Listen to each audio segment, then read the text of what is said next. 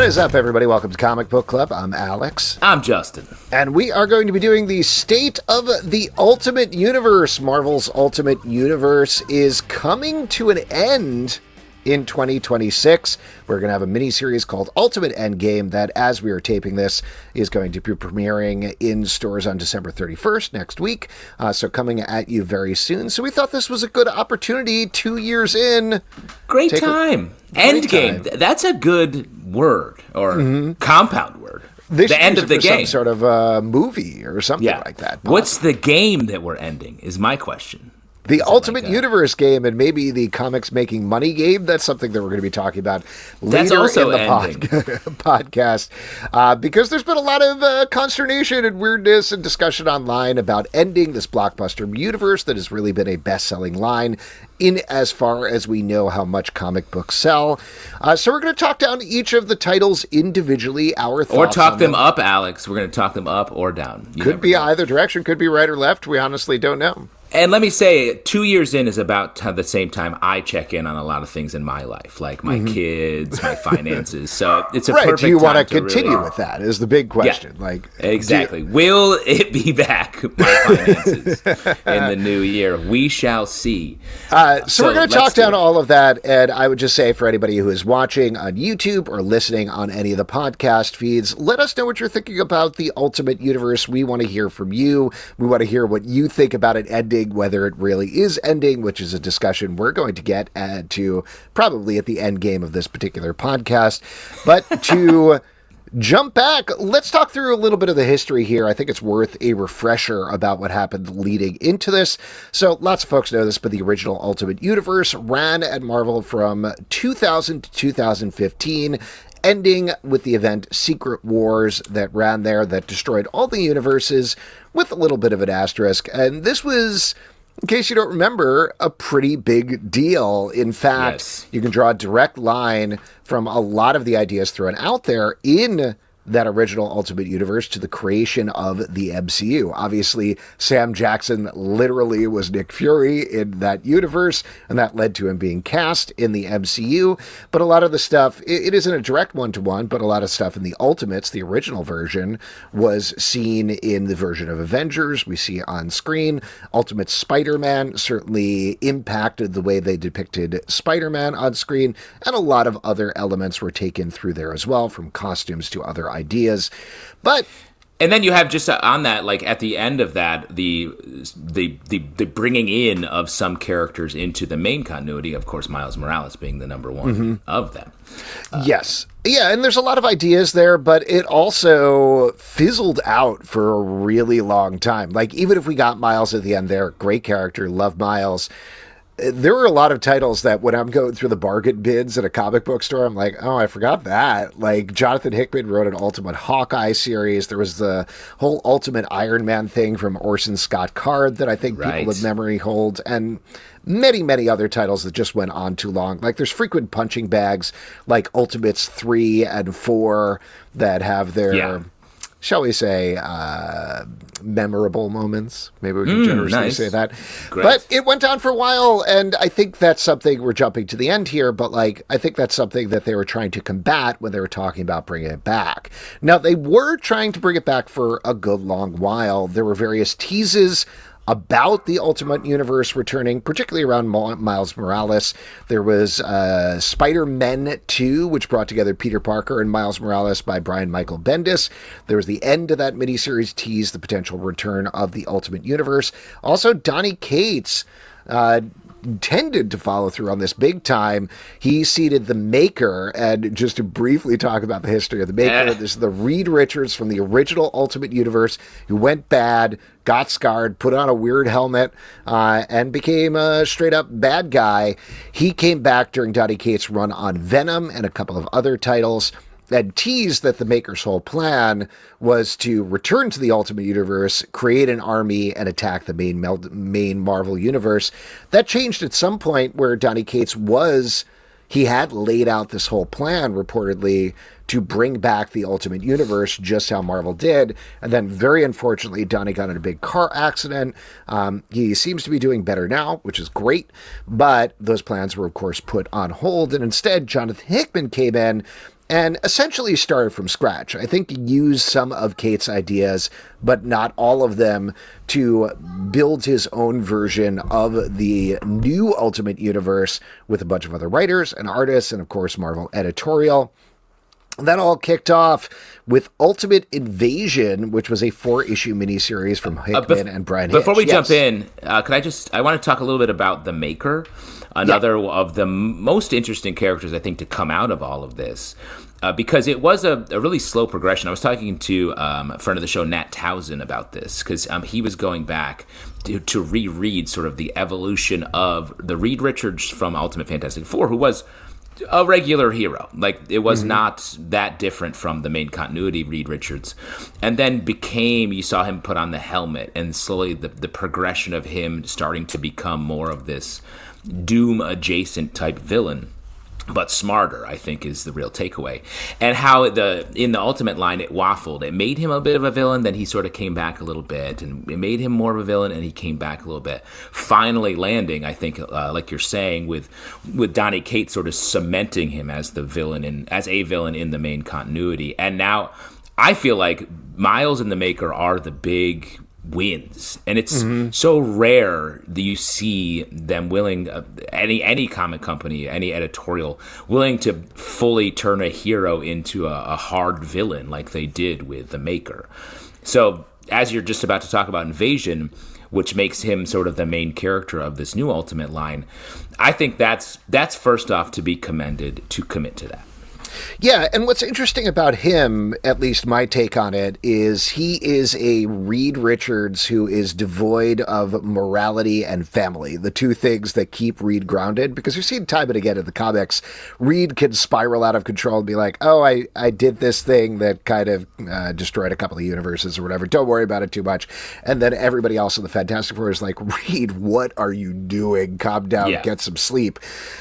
The Maker doesn't have that. Like, he is completely divorced from that, and that is what makes him evil, and that's what leads us into Ultimate Invasion, where the end result there, again, it's from Jonathan Hickman and Brian Hitch, it found the Maker battling the main Marvel universe and ultimately creating a new Ultimate Universe, which is designated, and this only matters to nerds. We are nerds. That's us. Alex, that's us. Woo! I called us out. Earth 6160. The original Ultimate Universe was Earth 1610 because they're obsessed with 616. But yes, it feels. I was just gonna say that feels like, okay, how does the universal numbering work if it's just like, throw a 0 on the end? No numbers work that way.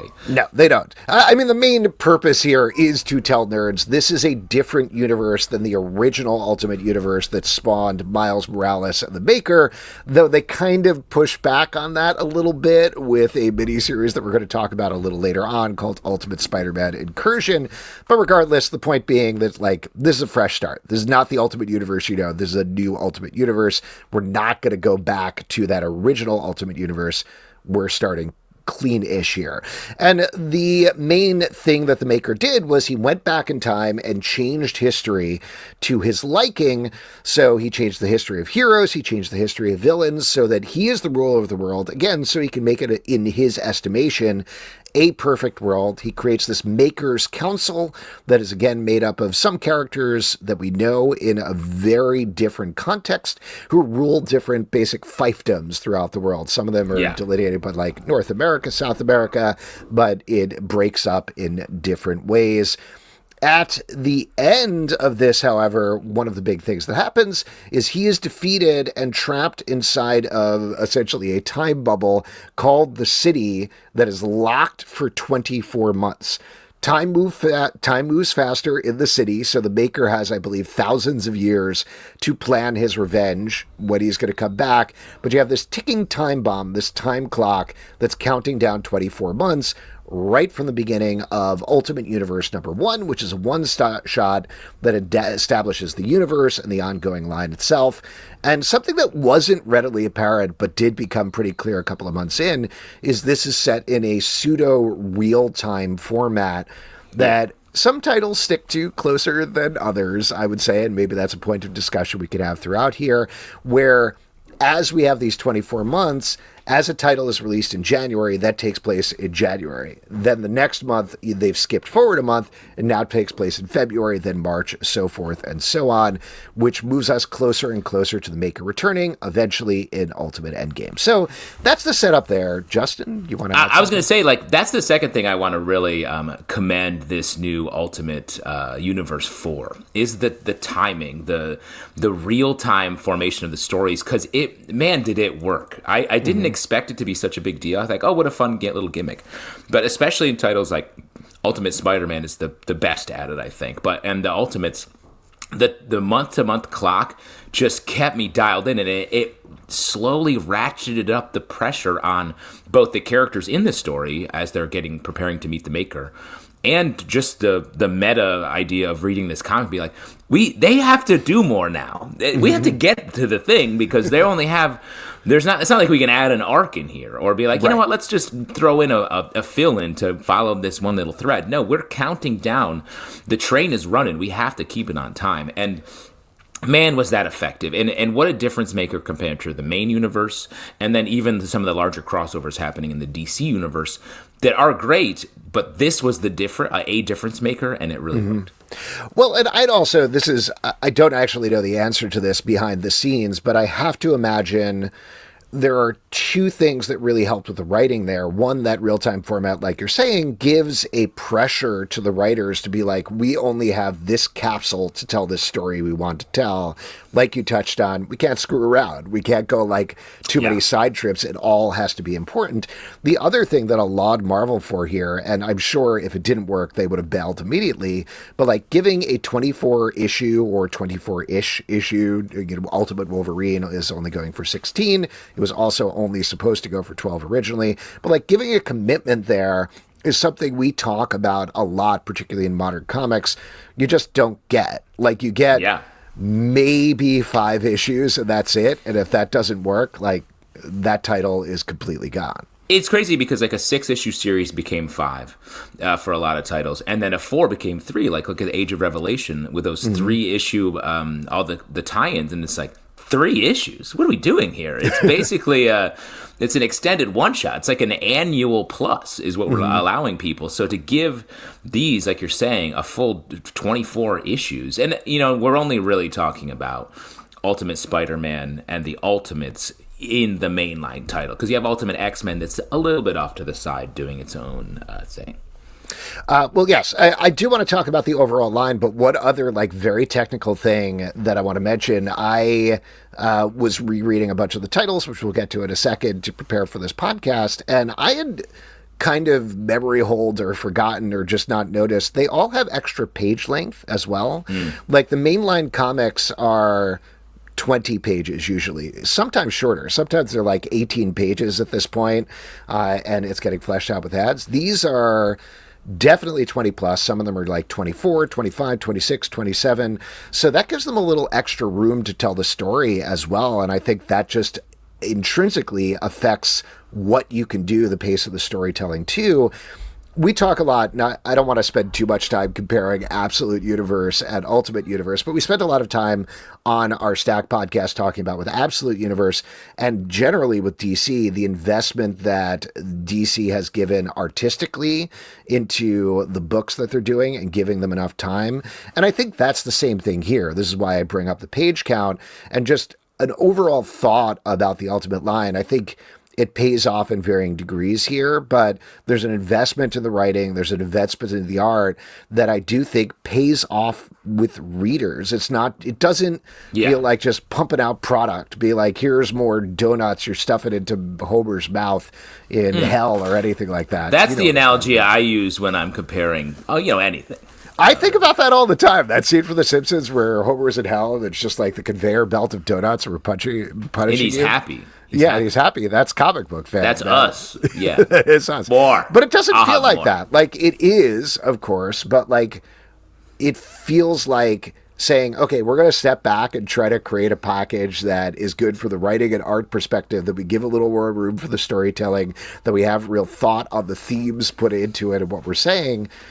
that leads to better comics. And it's not just on a monthly basis, but also what they've been talking about with the end here is these are hopefully going to live on bookshelves forever. This is not something that we're like, yeah, we did it for 2 years and we're done. It's no, 5 years, 10 years from now, people will hopefully still reread the Ultimate Universe. So, yeah. Well, I was going to say the comparison to the Absolute Universe is very apt because also the core premise here is basically the same. It's like this universe is darker. It's a villain has left their mark on it, has changed things, and the heroes come at their heroism in a completely different way. Some heroes are villains, some are just darkened their experience. Their origin is different. So, like, the fact that they're coming out at the same time with similar results in some ways and different results in other ways. Like, what it feels like Absolute is a bigger hit or a bigger, it's leaving a bigger mark on the main DC universe. While the Ultimate line is still a hit, especially Ultimate Spider-Man, I think has been, people are really taking it in. But why do you think they're having, with such similar premises, having different effects on the rest of the market?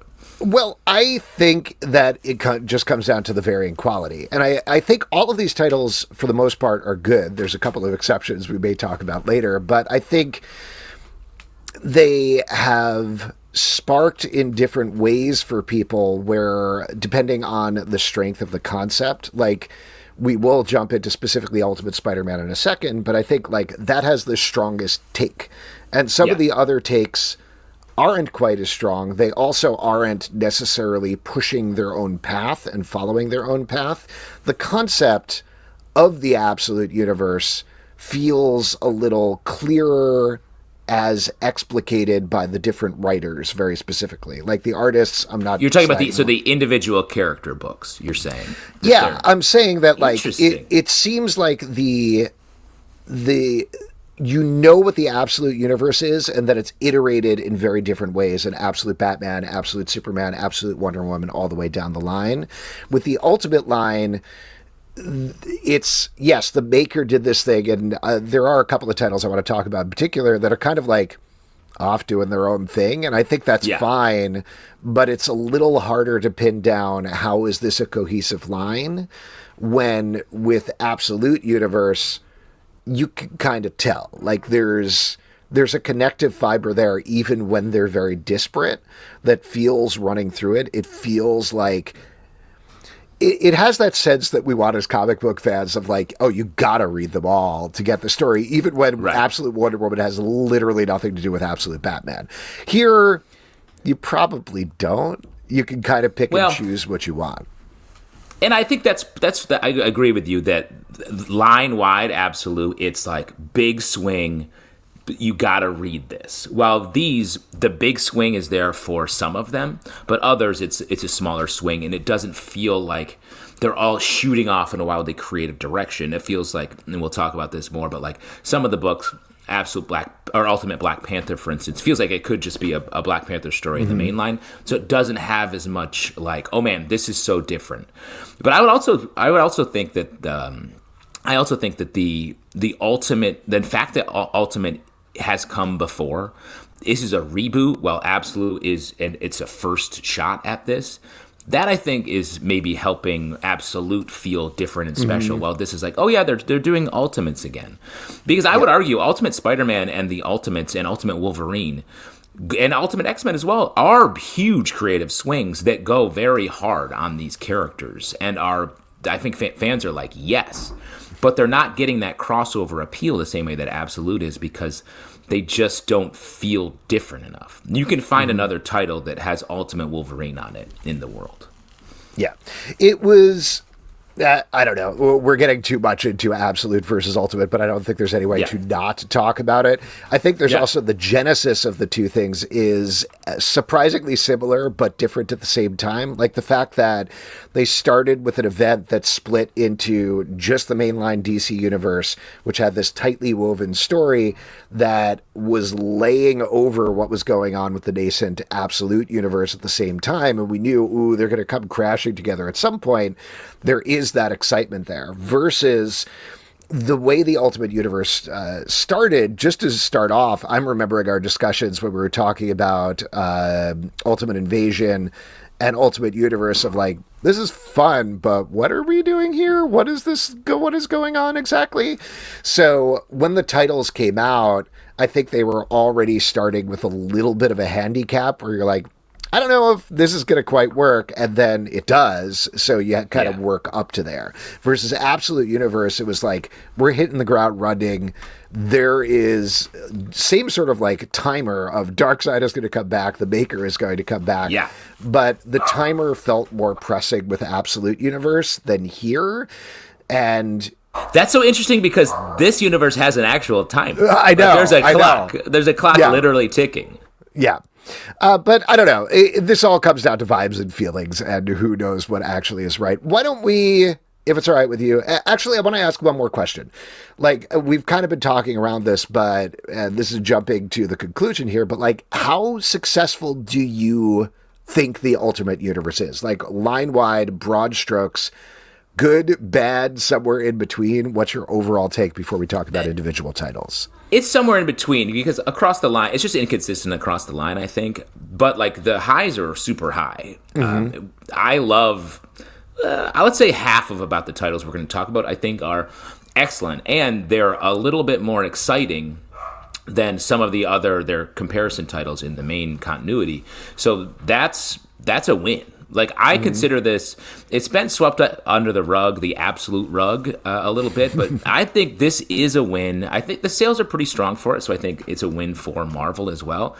But creatively, I am going to be sad when some of these titles are over, which presumably is happening right now. Imminently, yeah. Yeah. I think we're on the same page here. I think we're probably even on the same page in terms of the titles that we think are big I bet ones. we are. Probably are. But at the same time, and this is jumping to the end as well, I think it's actually good that Marvel is... It's called Endgame, Alex. Endgame. It's the Endgame. Yes. And that is across the world. Like, anytime you say end, you throw a game on there. 100%. It comes like from Riverdale. Riverdale invented Endgame. And then it's just kind of seeped into society from there. It's kind of crazy. Yeah. Anyway, listen to Riverdale After Dark for more on that. Why don't we... Wow. Surprise ad right there. Why don't we jump in and talk about the individual titles? This is first out of the gate is Ultimate Spider-Man, written by Jonathan Hickman, art by Marco Cicchetto. I just want to note, and this is not to slag off any artists, I'm going to mention the main artist for the title. There have been plenty of fill-ins that have done great jobs. Like, I will shout out David Messina has been sort of the regular fill-in artist for Ultimate Spider-Man, though there have been others, but the basic concept here is we've got a older bearded Spider-Man in his mid-30s. He's been kind of aimless. He's married to Mary Jane. He's got 2 kids. Uncle Ben is alive and newspaper man along with J. Jonah Jameson. And into that, he is given the Spider-Man costume and powers by Iron Lad, who has these things called Origin boxes. We didn't find out the name initially, but we find them out later. Who he's trying to restart the universe in anticipation of the Maker coming back. So that's how Spider-Man gets his powers. So very different origin. What do you think about this one, Justin? How are you feeling about this title? And I'll note, for all of these, again, as we're taping this before December 31st, Ultimate Endgame. So, like, there's still a couple of issues to go on pretty much everything. Yeah. I think this is amazing. This is a great flagship. It takes, the biggest character at Marvel, arguably, and it puts them in a very different place. The thoroughness with which Hickman really thought out how he wanted this to play out is excellent, I feel like. What does a Peter Parker look like who comes to Spider-Man a little bit older? He's a little bit, less confident, I would say, at doing it and coming into this world, much more connected with family because he has one, as opposed to teenage Peter Parker who didn't when he got the spider bite. Uncle Ben, the idea of twinning J. Jonah Jameson and Uncle Ben, which Hickman does here, is so weird. It works, but I was like, oh, you're putting sort of the J. Jonah Jameson being somewhat of a father figure to Peter throughout his history, with Uncle Ben, his like iconic father figure, sort of making them same. They're like a duo act in this comic where we never really hear much from either of them separately. They're a brain trust running in this newspaper, which feels also much more of a political idea. Like there's very little commentary on Spider-Man from them, which I thought for sure was going to be a major factor in this book, and it's just not. So like really surprising stuff. And the way that this title expands into a massive ensemble of characters, getting super creative with what Mysterio is in this Ultimate Universe, with what Green Goblin is in this Ultimate Universe, is great. It's such a like creative breath of fresh air in the Spider-Man canon. My two big thoughts that I want to add on to that, and I also do really love this title, is first of all, this isn't a huge surprise since Jonathan Hickman created the universe, but I think this is the most successful at hitting the concept. You've got the characters who at their base look the same and are the same, but they are in different circumstances, so make different choices and end up in different places in their lives because of them. Yeah. Like, we're not getting any radical, bold reinventions of, here's this character, but they're an entirely different person for some reason. It's Peter Parker is still Peter Parker, and Mary Jane is still Mary Jane, but they're in different places. So that's great, and that creates a lot of drama just because you know what they should be and what you hope they would be, and you're hoping they get there, but some of them just don't, or some of them go in different directions. I think one of the biggest changes, that is one of the smartest changes, is making Harry Osborn, Green Goblin, basically partners and equal to Spider-Man in this title, and that heroic tension there of, will Harry go bad? What will happen to Harry? Will Spider-Man go bad? What will happen to him is really interesting. Following the kids is really interesting as well. The thing that's so fascinating about this book is the least most important character most of the time is Spider-Man. Peter, like you were saying, he's sort of a disaffected millennial. Am I getting the generation right for his age group? I think that's right, yeah. Sure. He's written a little bit more like Gen X, but I think he's meant to be a millennial. Like, he's a millennial. Like, his sort of aimless, like, God, I don't know what I'm going to do with my life thing seeps through into everything, but it allows all the other characters to move to the forefront and actually make active choices when he's letting everybody choose for himself. And I think that's really accurate to the generational experience, even if it makes it sometimes a frustrating read to be like, Spider-Man, do something. It's called Ultimate Spider-Man. Come on. Well, but I would argue that I think Richard Parker, their son, has been the one that has filled in and become the most like the original Spider-Man, which I think is great. I've really liked him, and he's in a Venom outfit, essentially, a symbiote. He, in his relationship with the Black Cat, I was like, oh, okay. I don't know how he was able to weave these ideas together, if he discovered them over the course of writing it, because it feels very natural, the organic, the progression here, or if he was like, the son's going to be like the original Peter Parker, because it just flows so naturally. And I like because that's what's happening right now in the title, is Richard Parker is with Black Cat is in the Kingpin's lair, basically, in the last couple issues, about to be like busted. So that's been really effective for me, and a character that I hope we get to see more of with what comes out of this universe. I will say it's also interesting with the Maker being the uber villain here. So much time has been given to Kingpin and Mr. Negative and sort of the more street level villains for Spider-Man, and they're the big bad of this title, the standalone title, in a way that I did not expect either.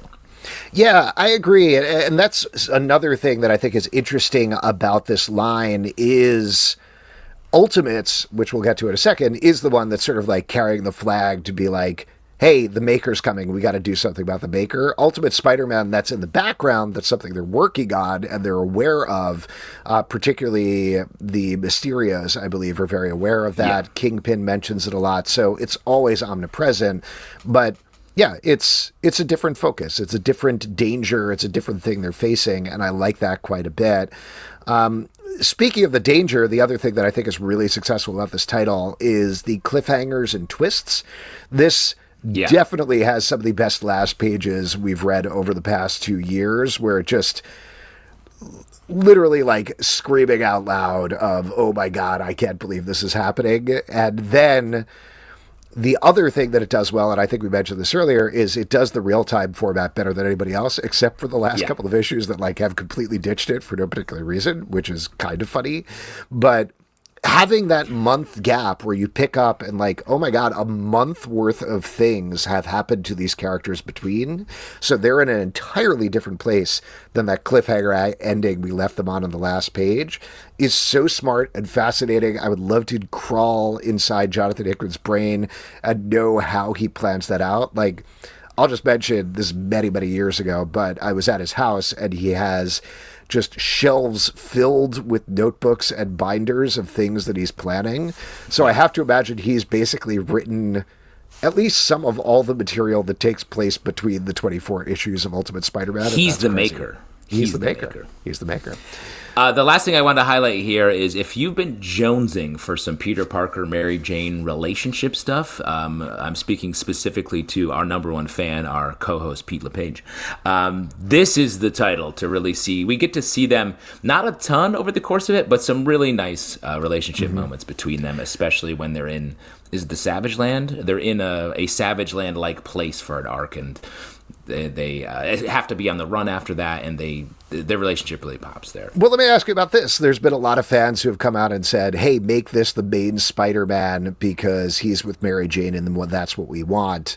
What do you think about that? No. Like, you can't just throw away. Like, there's a story happening in the main universe.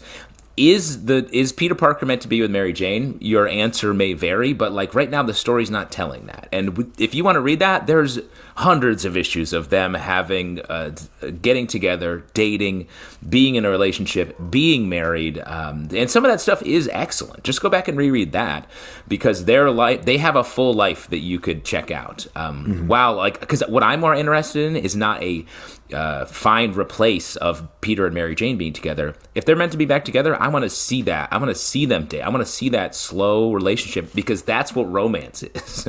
It's not being like, you're together now, make a baby. It's like, I want to see them fall in love. It could be. You're right. It could be. Yeah. I, for one, welcome the genetic pods that will be put in. Before we wrap up Ultimate Spider-Man, there was one more thing I wanted to mention that kind of leaks into our next title, Ultimate Black Panther, and this is more an overall conversation. But one of the things that I was reading is Jonathan Hickman was inspired, at least in part, by the depiction of Peter B. Parker, I think it is, from Into the Spider-Verse, where he is older and he's a dad, and he thought, hey, wouldn't that be a cool thing we've never seen in comics before? Or at least, I think we did kind of see it with Mayday Parker, Spider-Girl, but in a different way, for sure. This being partially inspired by the movies, and then Ultimate Black Panther, Brian Hill, who's the writer there, said he was inspired by the Black Panther movies. It is an interesting flip to me that we really won't know how it turns out for like 10 or 20 years, but the idea that the original Ultimate Universe was the groundwork that inspired and helped kick off the MCU, that we have this second Ultimate Universe is taking its direction from the movies and from the MCU. I don't know. Just culturally, I wonder how that all nuts out in a couple of decades' time, but who knows? Well, I mean, it's all doing the same thing, sort of. It's like, how can we distill these characters down so there's less continuity around them, is what the Ultimate line was doing. That's what the movies are doing. And now it's sort of like, we're redoing the Ultimate. Like, what's something we can pull that makes this just a little simpler from number one, rather than being like, so there's this guy, and his name is Ben Riley, and he's the clone of it. And you know what? Like, no one wants to start there. Yeah. So anyway, we will see. Let's move on then and talk about Ultimate Black Panther. Like I mentioned, it's written by Brian Hill, art by Stefano Caselli. Now, the idea here is, there's a couple that are running through the series, but you got Black Panther in Wakanda, as you'd expect. T'Challa is king. He is married to Okoye, and enter Wakanda are two Moon Knights. I should have written them down, but I believe it's Ra and Khonshu who are attacking them. They are trying to take out Wakanda. Specifically, they're coming after vibranium. And a big plot line that weaves throughout the series is that there's not just vibranium, there's also this new substance that's sort of like an anti-vibranium, where vibranium is metal. This causes life and things to grow out of control.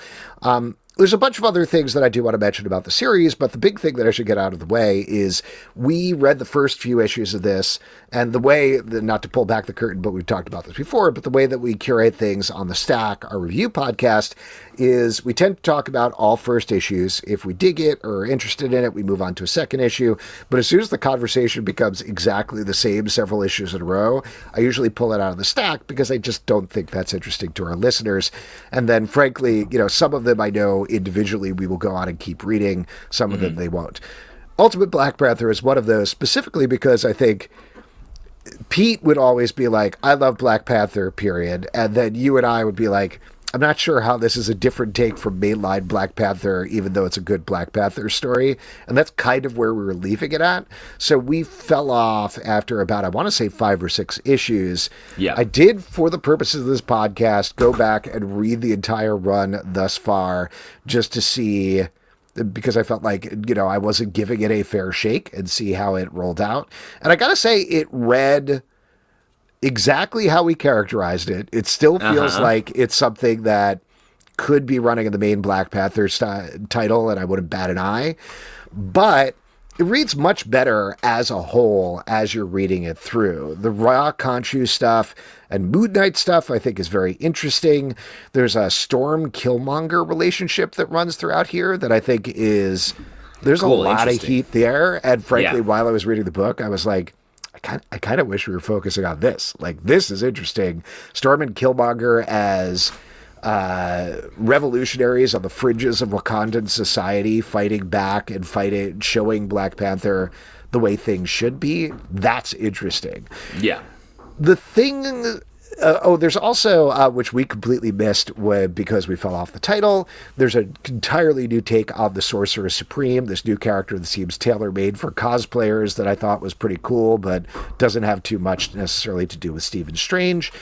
This title is also mostly unaffected by the Maker and the World Council. Like, they bring in the blurry-faced people that we met over in the Ultimates, who are agents of the Maker and agents of Nick Fury. So you get to see them a little bit, but like, it's pretty much charting its own path and doing its own thing, unaffected by anybody else. So that all said, I just monologued for a bit. Justin, what are your thoughts on it? I mean, similar to you, I think, yes, this felt like it could be a great story that could be in main continuity, with the differences being the parts that felt awesome. Like Storm Killmonger, it'd be hard to see, I don't know where that fits as a story, but like, that's a great idea. And that also feels like an ultimate idea, where it's like, hey, in a world that's a little more villainous, these two are pushing back from the outside, and that's great. That's a powerful duo.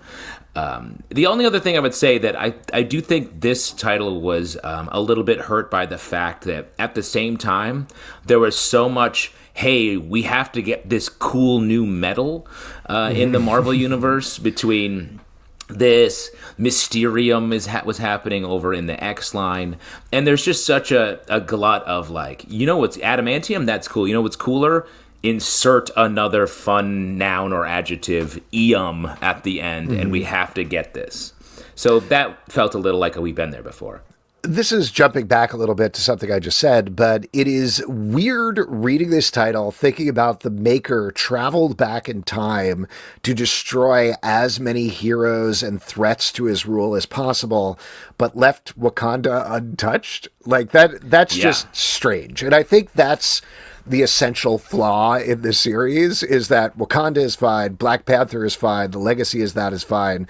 There's some other things that are changed, like the Moon Knights, and like we're talking about Storm and Killmonger and the Sorcerer Supreme. But I'm not quite sure why they kept that even when that seems to fight back against the central premise of the Ultimate Universe. So, good Black Panther story. I was really struck by Stefano Caselli and Carlos Nieti's art. Yeah, they feel really good superhero art, feels reminiscent at times of Alan Davis, particularly in the later issues, which is pretty cool. I like Alan Davis. So I liked it better on second read, and I think it will collect very nicely. But not quite sure how it fits into the overall narrative. That's all. Yeah. Why don't we move on to, I would say, the biggest swing in the universe, Ultimate X-Men, written by Peach Momoko, also the art by Peach Momoko, and script adaptation by Zach Davison. This is another one that we fell off of after a couple of issues because our conversation came down to Peach Momoko's art is great. Really great art. Really great art. Period. And really, this is one that, again, I went back and read the whole thing up until now, and you really got to read it that way because, like, the story is so clearly manga inspired. Every issue is more like a manga chapter versus a whole issue. And I could not keep track of the characters month to month, particularly because we're reading so many things. Going back, reading it back to back, being able to track the story a lot better. It really does work, and I do appreciate the big swing, but this is one that is such a big swing that it almost feels like, is this in the Ultimate Universe? This is its own thing. Well, it sort of rewrites the very basis of what being a mutant is for this universe, right? So, like, that is that's why I felt like this should be its complete owned thing. This should be separate from the Ultimate line and be on its own. And honestly, maybe this came from a pitch from Peach Momoko that was like, I want to do this. They're like, great. Wait a couple of months and you're going to be part of the Flash titled the Ultimate Universe. Because I did enjoy it, and like we said, the art is amazing, but it feels both divorced from the Maker storyline, the line-wide story, as well as just something that I don't know how this is an ultimate take. This feels like a different take. 100%. And this is getting back to what we were saying about sort of like the overall direction of this, not to keep pitting this against the absolute universe, but like, it's hard to justify this versus, say, Ultimate Wolverine that we're going to talk about in a bit, and how they both exist in the same universe. And I wish we had either gotten like wildly diverse, very artistic takes on Marvel characters that don't necessarily fit together but are really interesting like this, or a cohesive line, but not both at the same time, because again, like we're saying, I don't know how Ultimate X-Men squares up with Ultimate Spider-Man and Ultimates and everything else. Just to break down a bit of the story, by the way, we are set in Japan. It is very horror-infused. It's mostly focusing on the character of Armor, who has her mutant ability brought out after one of her friends kind of died by suicide, though there's a lot more to it, having to do with this cult called the Children of the Atom that is trying to create their own mutants using the blood of Akihiro, who I believe is Daken, Wolverine's son, which again, I don't know how that squares up with literally anything that's going on, but it's very inspired by Japanese folklore. There's shadow monsters. There's people crawling inside of bodies and crawling out. There's eyeballs exploding and other things. And you got some characters, like Surge shows up here. Armor, as I mentioned, Nico Minoru. We get a riff on Psylocke. But the riff on Psylocke is called Canon instead of Quinon and seems much more connected to Psy, who I believe is this ninja version of Psylocke that is back in like Ninja Ronin times that Peach Momoko created. So again, giving your thesis that like Peach Momoko kind of wanted to do this and then they made this an Ultimate title, I think that makes a lot of sense. If anything, this should be, I would love to see this as a manga style format collection. 100%. Just came out. Like, do that. Two other things that I want to throw out there that I was struck by, again, in terms of squaring up, how does this work with the whole world? There's characters like, she clearly has two characters that are clearly a riff on Rogue and Gambit, but are not called Rogue and Gambit. And then also, I believe Rogue and Gambit exist over in Ultimate Wolverine, so that's weird to square up in your mind. But the thing that really works about it, is, particularly when you read it all as a chunk, is she really drives down on the essential idea of X-Men, of hated and feared by a world they're sworn to protect. But does it through a lens of something that we haven't really gotten from X-Men, even from New Mutants or any of that, which is youth rebellion. You're focusing on the kids versus adults very clearly, on kids versus authority, and then being like, hey, we're mutants, this is who we are, we exist, let us exist, and we will help you, and we will be there to save you and protect you. And that comes out a lot throughout the series in a really nice way. I think it's worth a read. I just, like we're saying, it's a weird fit with the Ultimate Universe, the overall plot. Yeah. All right, why don't we talk about one of your favorites, The Ultimates, written by Dennis Camp, art by Juan Frigeri. And the whole thing here is that Iron Lad, knowing what's going to go wrong, like we mentioned earlier, is trying to restart the heroes of the Ultimate Universe to try and save it and prepare for when the Maker is going to return. So the most clear clicking time countdown is happening in this title. We also get a lot of riffs on characters we know and love in very different ways. Some who just outright reject being the heroes, so new folks end up being the heroes instead. And there's also a very strong focus on political action and world outside of our window, which is something that Marvel was always about. Justin, what do you think about this one? I mean, this title is the clearest in my memory to chart Dennis Camp's just rise as a comic book star. Like, he was just coming around, I think, when this title started, got put on the Ultimates, and at the same time, he's just become this big name and this writer that is making some awesome stuff, all the way up to his upcoming Vertigo title. So, and I've been in the Dennis Camp camp for quite some time, so this was like so exciting. And then it really just paid off. Like, the format here is mostly standalone stories with a little bit of ligature running through, bringing that ticking clock headed toward this confrontation with the Maker. But one of the most effective characters in here, I think, is Doom, who weirdly in this is Reed Richards, who was tortured by the Maker. And this is where we really get to see the Maker be an absolute monster supervillain. Like, any of that, like, he wavering, he just needs to find love and family to be a hero again.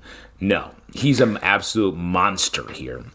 And that makes this Reed Richards Doom, who's like severely damaged by what happened to him, such an intriguing character. And it's insanely confusing if you were to explain that, like, so what happened here is the Maker, who's Reed Richards, tortured the Reed Richards from this universe that he created, who's also Reed Richards, to taking him from being this family man to becoming a Dr. Doom-type character, which is his villain, but instead he's actually takes that on and is afraid to be himself because he's so tortured by the Reed Richards, also known as the Maker, from a separate Ultimate Universe, but that is also this Ultimate Universe, sort of, in a way, with where the one in a different place than the zero is in this universe. So it's like one of those things where you're like, don't say that, just read the story.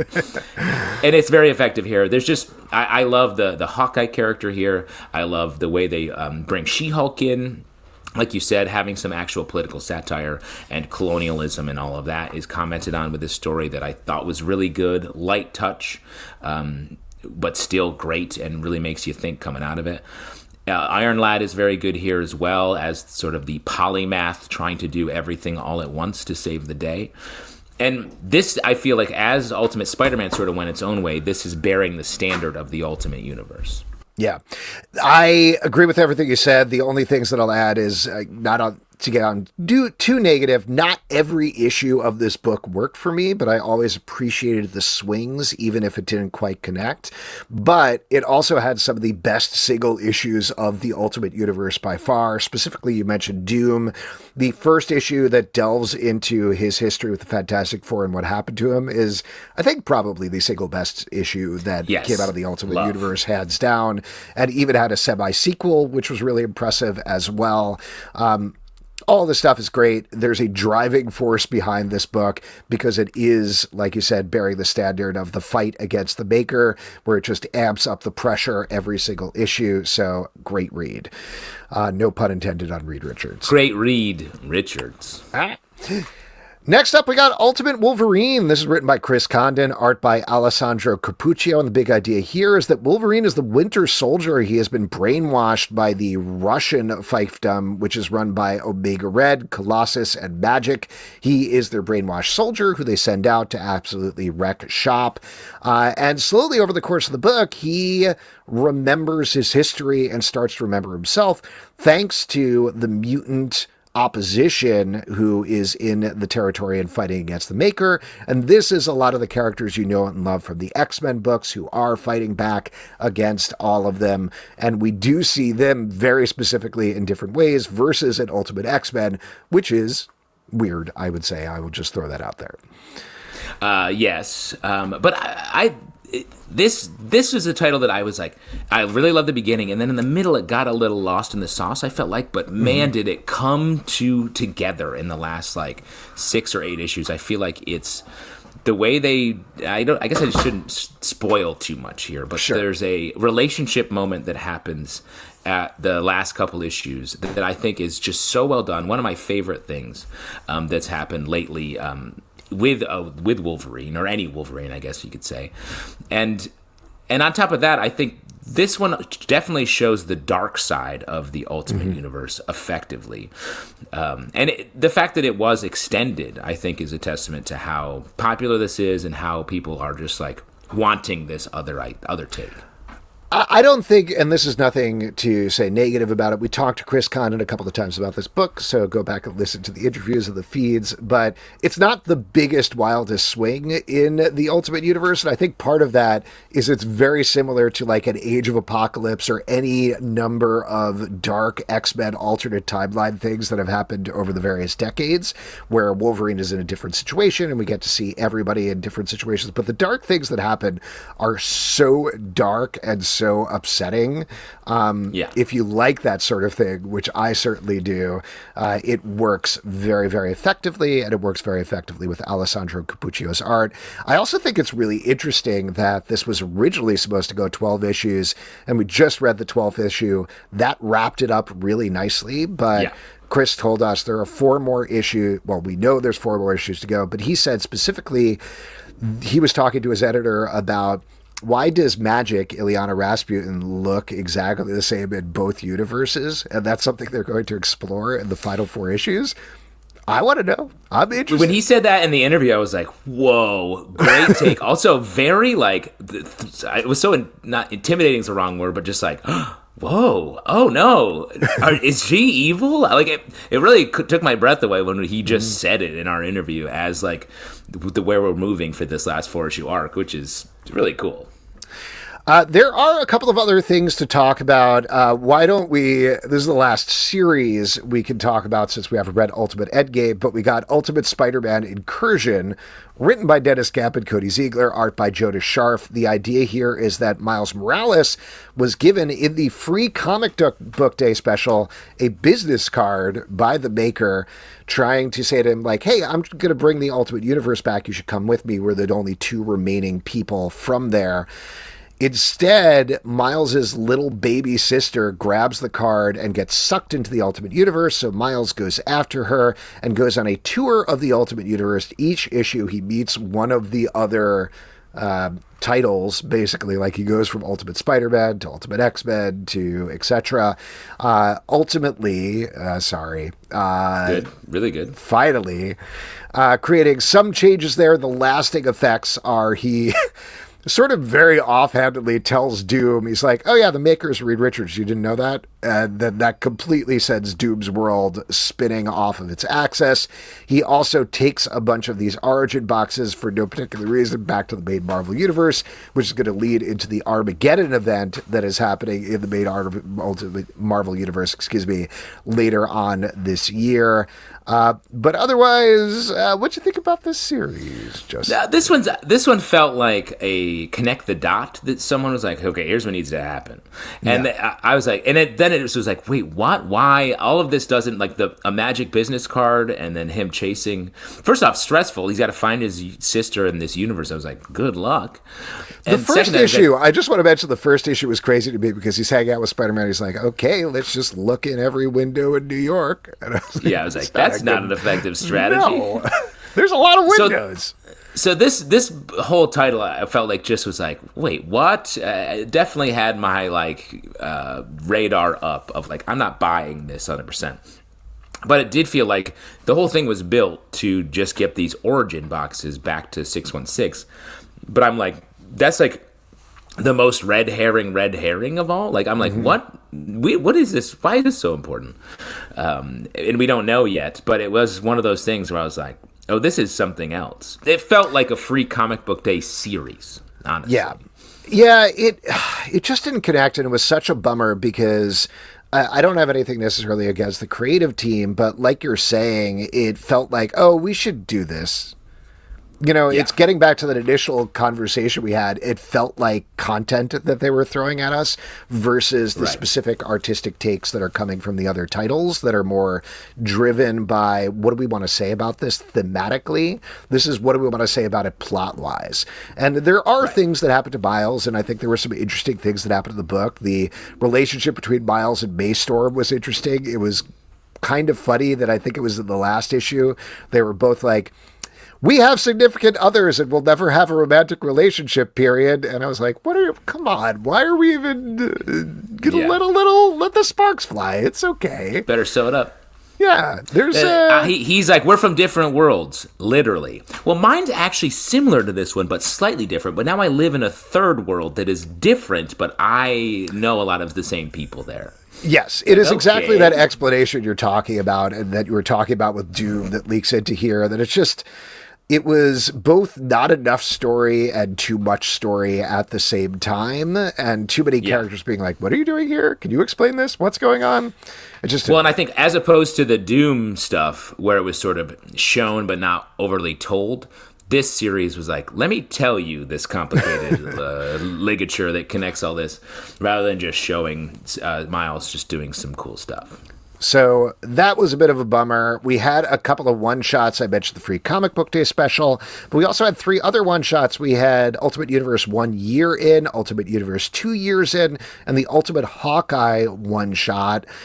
Those all had very different focuses. The 1 year in one was all about Ultimate Nick Fury and how he is running the world, essentially, or maybe not. 2 years in focused on the Ultimate Guardians of the Galaxy and also introduced Ultimate Daredevil. Ultimate Hawkeye focused on the new Ultimate Hawkeye, Charlie Ramsey. I thought all of these were great, actually. What'd you think, Justin? I really enjoyed these. I would just highlight because the 1 year and 2 year in felt like they were like, here's just some fun stuff we also think about. And that's cool. But the Ultimate Hawkeye, I really liked. It really highlighted the character, obviously, and told a great, just keeping it was like a piece right out of the Ultimate's story where we got to really just follow the trail of a character we liked. And I really loved that. Yeah, I'm glad they only did a couple of these, but honestly, I could have read more. I like getting back to the same thing we're hitting over and over, that there was a specific purpose for each of these, that there was a story they wanted to tell, versus feeling like, oh, we got to, do this thing that is side to this thing, like we're talking about the Ultimate Spider-Man Incursion. But I could have read more character portrayals, particularly about the Ultimates characters. There's so many of them, and I feel like we barely know them, and we're getting to the end of the story. I would have loved more one-shots focused on them, but alas, it shall never happen. Indeed. Or will it? Why don't we wrap up here by talking about the Endgame? Like we said, that's coming up. We haven't read it, but it is a 5-issue series. It's going to roll out once a month as the other titles all end. Ultimate Wolverine is ending with issue number 16. The other Ultimate titles are all ending with 24.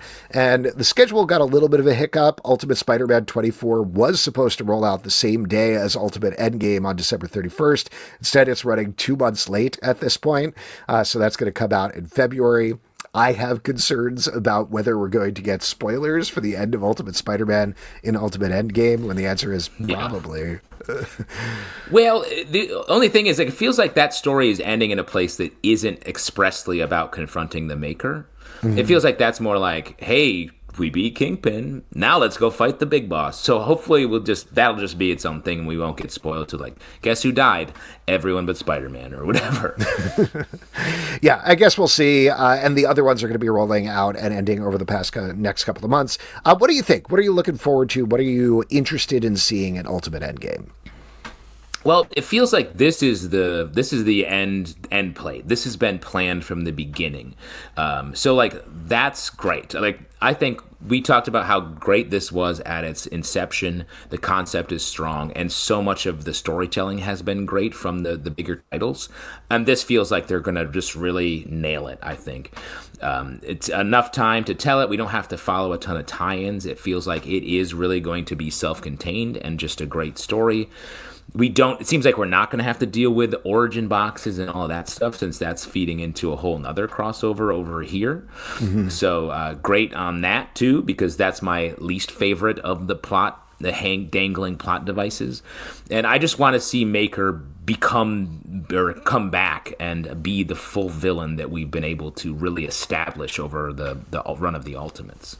That's the big thing that I'm very curious about, because they really left a lot on the table in Ultimate Invasion all the way back at the beginning. I still think about that Brian Hitch panel of, I believe it was just like every single iteration of every single superhero all attacking at the same time. Yeah. So what else is going to happen? What else is the Maker going to do? I'm excited to find out. Dennis Camp has no lack of big ideas, but we've also seen a lot of those hyper-evolved cities that have been closed for thousands of years thing, particularly in X-Men books. The Vault. In Marvel Comics. So I don't know. I worry a little bit that it's like, yeah, okay, we're doing that again. But we'll see. the only thing I would say there is, like, it may just mean it's different than we think. Like, it feels like if the original premise here was like the Maker was like, I'm going to eliminate heroes by not letting their origins happen. And then Tony Stark came through and was like, here's your origin. You're getting it late, but you're still a hero. You contain the possibility of this. And getting back to that core idea feels great. And I hope that's where we pay off, because it feels like this time in the city is almost like the Maker's second origin box. Like, what is he going to become in there? He could become a hero. He could become something else. The type of villain after being locked away for thousands of years is going to be something that literally the sky's the limit. I trust this team to find something that is going to truly catch us off guard. Like, if all of our heroes are waiting outside the city, like, all right, let's get him. And then I think it's going to be something very different than they and we expect. And that's the promise of that is excellent, I think. Well, the big plot, if I remember correctly, is the Maker wanted time travel so he could go back in time and make like a couple of little adjustments, some tweaks that he felt like weren't quite right when the first time through. So that gets us into the final discussion here of, is it really ending? Obviously, we don't know. That's months away at this point, but like, there's a couple of possibilities, right? One is the entire universe is destroyed and that's it. That's kind of a sad bummer of an ending. Another one is they stop the Maker and things continue as they were, and we get Ultimate Universe rebooted or whatever, and we continue with like Spider-Man. Peter Parker died, but Richard is now Spider-Man or whatever. Like, we get new riffs on that. That's a possibility. The other possibility is we really do get them putting things back the way they should be, and we get either Ultimate Universe 3.0 or Ultimate Universe 1.0 returned, potentially. And I don't know, but it given like Chekhov's time travel was set up at the beginning, I think that's got to pay off at the end. We've also got Kang, who likely is probably the later iteration of Iron Lad. That's something that I think is going to come out in Endgame as well. Famously. I'm sort of like 50-50 on the whole is it really ending thing, not to go back or call them out, but when we talked to Chris Condon right after they announced, yes, this is definitely ending, he was like, oh, is that what you think? Which seemed like, all right, telling. Maybe very telling. But what do you think? Are they actually ending the Ultimate Universe? I let me just say, I hope not. I think, if just from this is a more cynical idea, but from like looking at the whole world, like, we're about to get the movies that are about universes incursioning into each other, which is what the Ultimate Universe is sort of there for. There's a title with Incursion in it, Invasion very present here. So I do think it makes sense to keep it around in some capacity, and maybe even whatever their timeline is going to be, it might mirror what's going to happen in the upcoming movies in a way. Just from it'll be different, just from a premise point of view. If it is like, if what we think about the movie is that it's the Fantastic Four, like, protracted 60s vibe and is going to cross over with the main MC universe, maybe we get some version of that here, and that would help with your time travel. And maybe it's about putting the Maker back as Reed Richards and putting the Fantastic the center of the Ultimate Universe makes a lot of editorial sense. I don't know if that's the story that was pitched years ago, because I do think that's what they're going to do. It's not like they're not as, beholden to a fault. We often say, like, hey, Marvel and DC, make your comics like the movies, because that's what people are seeing. And no one really does that. They make a gesture toward it, but there's never a full press to make it that way. Maybe they're finally doing that here to try while you were talking, use the sales tool. I was thinking about that a little bit, and this 100% will not happen. It will never happen. It absolutely won't. But just like putting together on a murder board a couple of crazy pieces, you end the Ultimate Universe and actually like end it. Like that's done. So you do have that bookshelf living for years thing that we talked about. At the same time, they promised there's an event, Armageddon, that's happening in the mainline Marvel universe that is going to be the most seismic change to Avengers ever. That's going to start in the summer and run all the way through Doomsday, Avengers Doomsday, probably like in December when that's coming out. We've also at the same time had a lot more coordination between Marvel Studios and Marvel Comics, to the point that they're publishing a quarterly Fantastic Four MCU comic that's going to be coming out next year. So if they were going to do something like that and like end the Marvel universe, end the Ultimate Universe, reboot the whole thing in the MCU continuity, now would be the time to do it, particularly because one of the big complaints about the MCU is there are so many characters and so many TV shows and movies that have just been left by the wayside and not followed up in any way. That's the way you follow up on them, right? Like you have Ironheart, but following up on the Ironheart series. You have Shang-Chi 2 isn't a movie, it's an ongoing comic book series.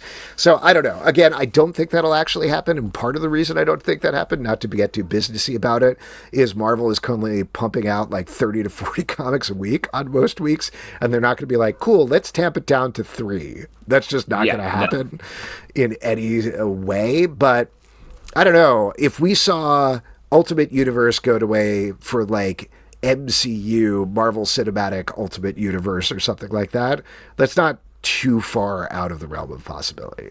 My point being that, like, just to wrap up, I think they will actually end this Ultimate Universe so they can have these issues on the bookshelf, but I think there will be, just for publishing needs, something else that comes after that and fill that gap in the line.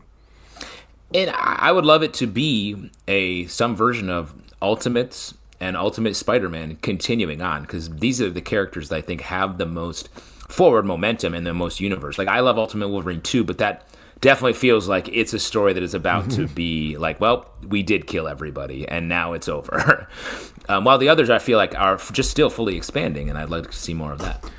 Conversely, though, the other thing that I'd add there is you need a plot. You need a theme. You need an idea, because the problem going all the way back to the beginning of this podcast with the original Ultimate Universe is they just let it keep going, and it just started to fizzle off into wild and annoying and terrible directions after a little while. So, well, here's the only thing I would say there is the reason that did that is because it was like, how do we get even more edgy?